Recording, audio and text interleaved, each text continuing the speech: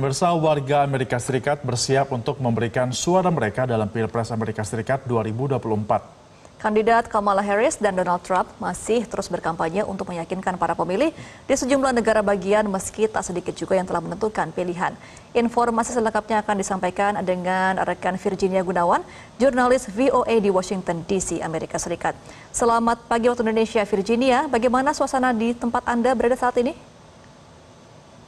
Ya, Gemma dan pemirsa Metro TV, saat ini saya berada di depan Howard University, tempat wakil presiden sekaligus calon atau kandidat presiden dari Partai Demokrat Kamala Harris akan spend atau meluangkan waktunya untuk menonton malam hasil penghitungan suara dari pemilu atau Pilpres 2024 kali ini. Kalau Anda lihat di belakang saya, ini pagar yang didirikan oleh pihak keamanan termasuk Secret Service sudah didirikan sejak siang tadi dan diperkirakan jalan dari sepanjang jalan di depan ini akan ditutup pada pukul 7 malam nanti dan tidak memungkinkan bagi warga atau kendaraan untuk lewat di daerah sini. Perimeter yang ditutup sekitar 1 km dari tempat ia akan melakukan menonton bareng hasil pemilihan nanti malam dan juga di beberapa wilayah lain yang menjadi titik-titik penting.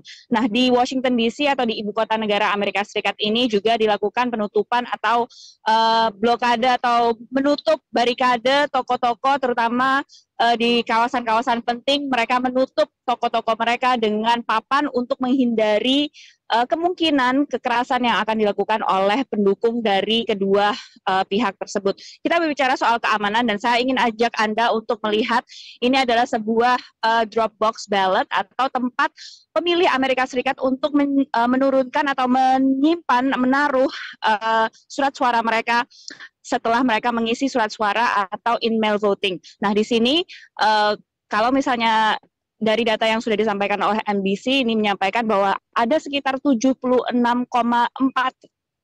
warga Amerika Serikat atau pemilih Amerika Serikat yang sudah memberikan suara mereka dalam pemilu kali ini dan itu sekitar 49% dari jumlah total yang pemilih yang ada pada tahun 2020 lalu, sehingga ini sekitar 50% dari pemilih di Amerika Serikat sudah memberikan suara mereka dalam pemilu tahun ini. Rekan-rekan.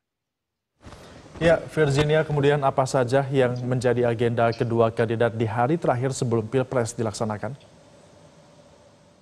Ya, di Amerika Serikat ini tidak ada yang disebut dengan masa tenang ya, berbeda dengan Indonesia pemilunya. Di sini kandidat itu akan terus memberikan speech atau kampanye mereka bahkan di masa-masa crucial moment di waktu-waktu terakhir seperti ini. Kamala Harris dilaporkan akan melakukan sejumlah rally dan sudah melakukan sejumlah rally di negara bagian penentu yaitu Pennsylvania yang merupakan negara bagian dengan electoral votes atau suara elektoral yang sebanyak 19 suara elektoral dan merupakan negara bagian kunci untuk kemenangannya jika ia ingin menjadi presiden Amerika yang selanjutnya. Sementara Donald Trump ini dilaporkan melakukan kampanye di bahkan 3 negara bagian sekaligus dan akan diakhiri di negara bagian penentu yang mana di Michigan ini merupakan negara bagian yang punya suara termasuk yang paling besar untuk pemilih dari kelompok Muslim yang ada di Amerika Serikat. Nah, ini memang jadi salah satu daya tarik atau menjadi salah satu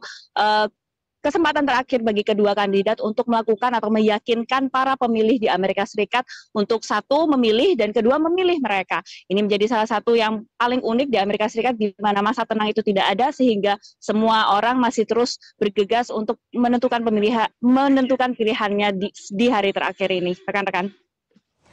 Baik, terima kasih atas informasi Anda Virginia Gunawan langsung dari Washington DC, Amerika Serikat. Selamat kembali bertugas.